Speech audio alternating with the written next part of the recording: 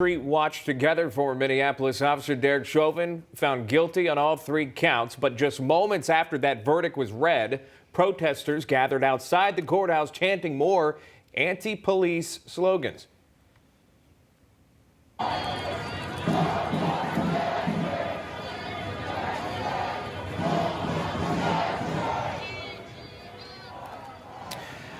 That's just a snippet there, but joining us now to discuss is former GOP congressional candidate Joe Collins. He's joining us live here to react to all of this, as well as NYPD Sergeant and founder of Blue Lives Matter, Joe Imperatrice, standing by. We also have Sergeant Betsy Brantner Smith, a 29-year police veteran. It's great to have everyone here.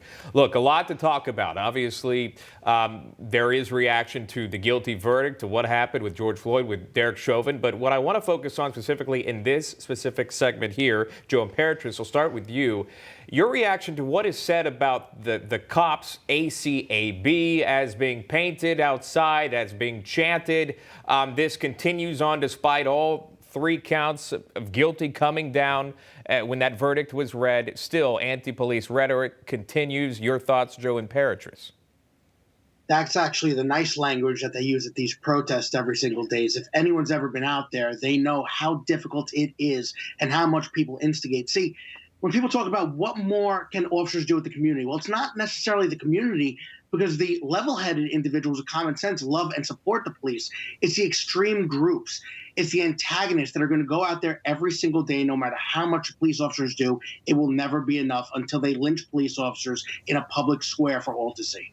Betsy, your thoughts on this, how that, again, your reaction, if you want to react to the verdict, you can as well, but also to seeing those protesters continue to push against our men and women in blue. Derek Chauvin is not the face of American law enforcement. He is one person, no longer a police officer, involved in one case. The jury has spoken, and we respect that. But this is not going to end, because this loud minority is going to continue to attack American law enforcement. And yes, we've had some very irresponsible rhetoric coming from our politicians as well. And it's going to get more and more difficult for American law enforcement officers to do their jobs. And that's ultimately going to endanger the public. Joe Collins, would be appropriate to ask about this. You've seen Maxine Waters obviously pushing for confrontation. There was an attempt to have her censured in Congress that did not go through. That is not the only time you've seen her react in this manner. You clearly knew what President Biden wanted from this verdict when he was sharing his piece, if you will, of his thought on it, the right verdict coming down. How powerful, how potent are these words by our political leaders, Joe Collins?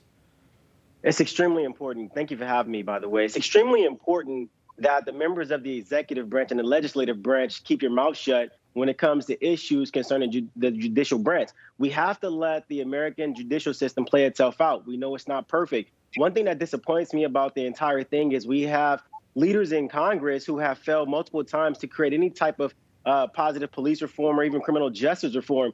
And so I think this is an opportunity for the Republican Party, the leaders in the Republican Party, to put on public display the type of leaders that we are, so we can, kind of curb the anger and anxiety that's flowing through America right now.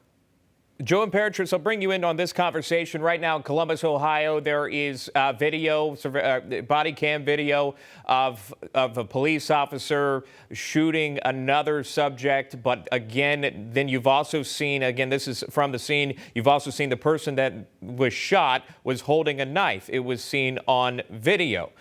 Yet protesters still out there. There's this call now, as Betsy kind of alluded on here, for police reform. Joe Imperatrice, how do you balance that line of calling for police reform, but also allowing for police to do their job? This incident is a perfect example that it will never be enough. A few years back, activists wanted police officers to wear body cam footage. Well, what do we have here? Lo and behold, the officer captures the entire video, the entire incident on body cam. And we see an individual, yes. Was she a teenager? Yes. but she also had a knife, and she attempted to stab 2 individuals. This wasn't a butter knife. This was almost along the lines of a butcher knife, which could have killed those other girls instantaneously. So unfortunately, when police work isn't pretty, the officer had to take deadly physical force into his hands to be able to prevent the death of 2 other people. We have to get back to common sense. You wanted body cam footage? Here's the information. It's right in front of you. Stop making things up and turning them into something it's not. This had nothing to do with race. This had to do with protecting people's lives, which officers do every single day. Final thoughts, about 20 seconds for Betsy here. Is it ever enough? Unfortunately, I don't think it will ever be enough. We have just what we saw in Columbus, Ohio last night. A law enforcement officer arrived on the scene, had to make an instantaneous decision to save the lives of 2 other young girls. And unfortunately, he had to shoot the one who was she wasn't holding a knife. She was in an active attack with a knife. Joe makes a great point. It was caught on body camera. It was released within hours. And yet there were still riots in Columbus.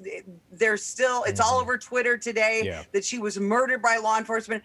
Just like in the George Floyd case, there was no racial animus in this case. There is not systemic racism in law enforcement. And like Joe said, we have got to get back to common sense. And I say, as to that body cam footage, it is all over social media. You can see it. You can see her with the knife. The video is out there. Out of time, Joe Collins, Joe Imperatrice, Sergeant Betsy Brantner Smith, thank you so much for coming on. We appreciate your time. Thank you. Coming up, House Speaker Nancy Pelosi criticized for the way she reacted to the Chauvin verdict.